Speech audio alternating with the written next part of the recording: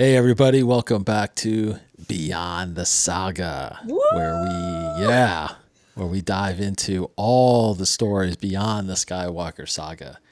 So we're talking about books, we're talking about comics, we're talking about games. I am here with Hannah Burr. How are you, Hannah? I'm well, and how are you? Doing very good, doing very good. We are continuing on this episode of Beyond the Saga, the Darth Vader, Dark Lord of the Sith comic series, written by Charles Soule. This takes place just after episode 3, which is very pivotal in the formation of the Inquisitors. And we are diving into volume 3 of that set called The Burning Seas. I got it sitting right here. So The Burning Seas. So it's been a little bit since we've kind of caught up with this. We've done the first 2 volumes. There's only 4 volumes in this series. It's a very short series, but so we're going to try to get through these and then move on to, a whole other set. So this, came out a while ago, came out back in September of 2018. It collects issues 13 through 18. It does throw in an annual in there as well, but the main story is the issues 13 through 18. So, all right, Hannah, getting your memory bank out and from the last 2 issues of this, what were your thoughts on this Burning Seas storyline? So basically, to summarize this story, without giving any spoilers away, although it's kind of It's hard. been a while. It's been a while, and it's hard that not to give away one spoiler. But essentially, what happens is the Emperor wants to send Tarkin and Vader to Mon Cala to try to get them to join the Empire because they're very influential. They're key. There also have been rumors about a Jedi that's on Mon Cala. That's right. Yeah. So Vader and Tarkin go there. And there are a lot of interesting fights that go on in this comic, and one is between Vader and this Jedi. Or should we say potentially non-Jedi? Well, yeah, maybe. And I'll just leave it there without spoiling Yeah. what happens. But I think that's a good hook because, maybe they're a Jedi, maybe they're not. Yeah, and I think the best parts of these issues here, we do go back to Mon Cala, and there are some flashbacks to the Clone Wars because that was a massive storyline in the Clone Wars as well, with a big battle going on there. And you get some shots in here of young Ahsoka and Padme, and it's just really cool to see that again and to link all that together. And then of course, this whole Jedi storyline and Vader being the one there, and of course you got Inquisitors also there, and it's a really it feels like almost like another Clone Wars episode, pretty much just kind of taking place, post Clone Wars. And so it was a lot of action, a lot of little storylines going on with this Jedi, which is very intriguing. So and I think to piggyback off of that, it just shows how fresh all of this is for Anakin, for Vader. Oh yeah, this whole change is still incredibly fresh. It's very, as you said, this whole series, this whole comic series takes place right after Revenge of the Sith. Yes. So I think it's key, and just having those flashbacks of the Clone Wars just reminds you, oh yeah, that's right. Vader was just born maybe a handful of months ago, if that. Right. This is all new. Yeah, all new.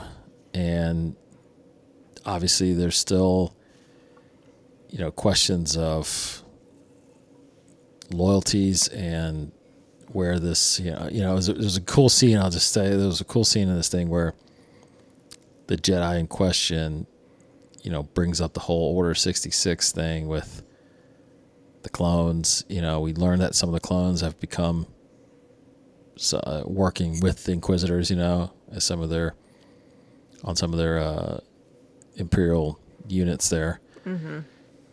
So it's, this again, like you said, it's very fresh, very still new, and it's not the Empire and the Rebellion yet. It's still the Empire still trying to spread and make sure that these systems, yield to them and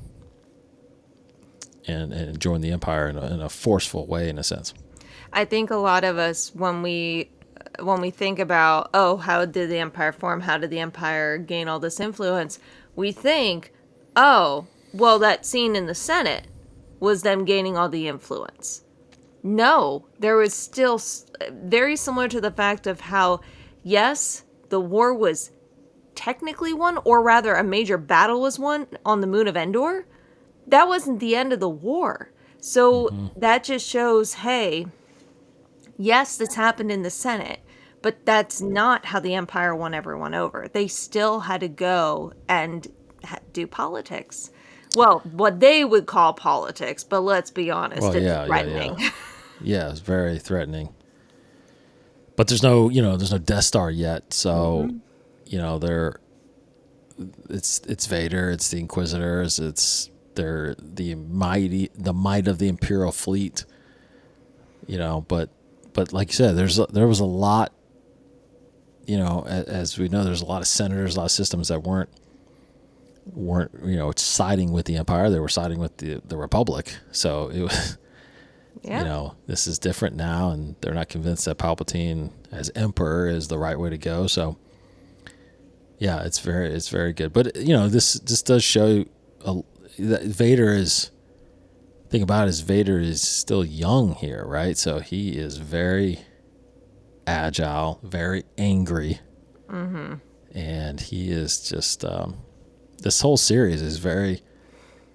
The strength of Vader does come out in the series, which is impressive. It absolutely does. Yeah. So, I don't know, anything else stand out for you on this? I think you mentioned the main thing with the Clone Wars, because in reading this, because whenever we see Vader, we automatically think of the original trilogy. Like, that's just automatically what we think of. And so and we talked about this before, but you bringing up that there were snippets of the Clone Wars throughout it just helps you remember how young Vader That's right. is. And I think that was just the important part. There's another part that I found very fascinating, but I can't share it because it's a spoiler. And I think you know what part I'm talking about. I think so. But to prevent spoiling things, it's kind of a twist I didn't see coming. And I think it helps Vader come to terms of what he's done, and it kind of solidifies the path he decided to go down. Yeah, that's true. Have you got into the next book yet?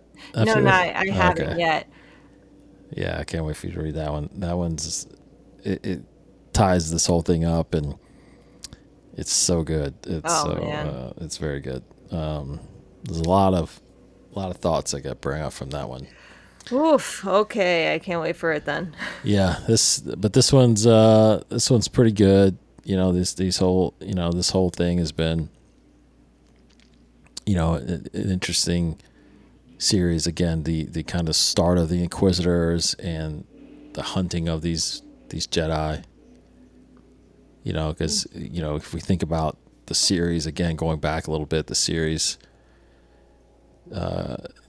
before this, there was Joe Castanew was in this. We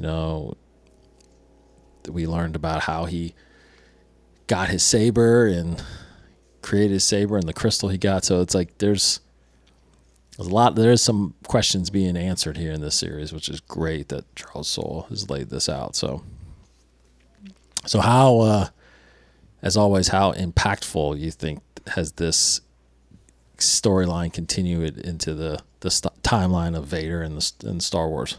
I mean, I think we're still filling in the gaps of what young Vader was like. I think we're starting to see how he's forming into the apprentice, into the Sith that he is. But I don't think there was anything in here that was as crucial as like him finding his crystal in the earlier volumes. So I would say you could remove this without losing impact and without losing major key points in the series, personally. To me, it reads more as like an interesting character study versus this is an important moment in Vader's life. Yeah. Yeah, I can't remember if it connects too much to the last book. Yeah, I might change my mind once I get to the last book.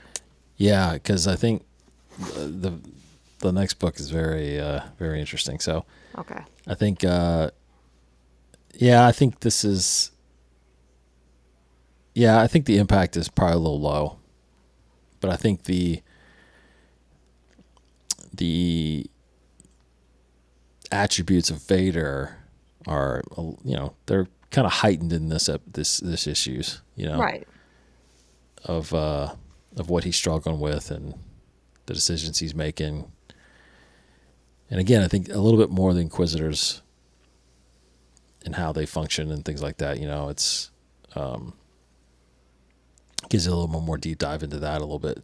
Because we don't really have too much of that in the beginning parts of it, just, besides the series. Rise of the Red Blade is out there, which there's a Beyond the Saga on that too. So, but we do learn some points of it. A lot of it also in the Fallen Order games. There's a lot about the Inquisitors there too. But you see Inquisitors here that are in those other stories. But so, what are you rating this then? Probably 3. Because I think the storytelling is great. 3 out of 4. Do we do 3? We do 5. We do 5, right? Yeah. 5. So I would say 3 out of 5. The story's great. Once again, it's an awesome character study. Love the twist. But the impact part makes me put it at a 3 out of 5. Yeah, I'll go a little bit higher. I'll probably go...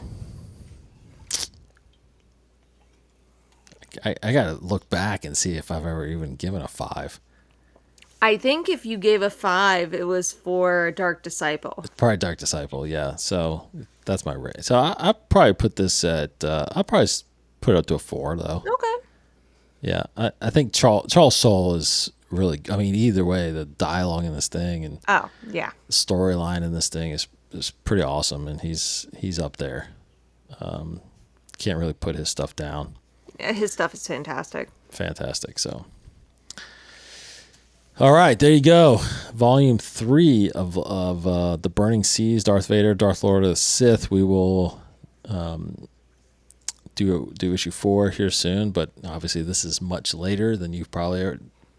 Issue 4 is probably out there right now for us. Yeah. That by us. So go check that out.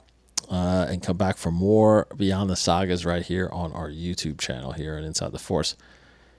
Much more books and comics coming, and as well as games. As long as the games keep coming, we do got to do an Outlaws game. I don't know if you need to. Yeah, we do. I mean, I did finish the campaign part of it, I guess, or the. Oh, okay. So I'm gonna have to catch up on that one. So you might have to watch the cutscenes, right? I think you can do that on YouTube. YouTube. I haven't seen that yet, but pretty interesting.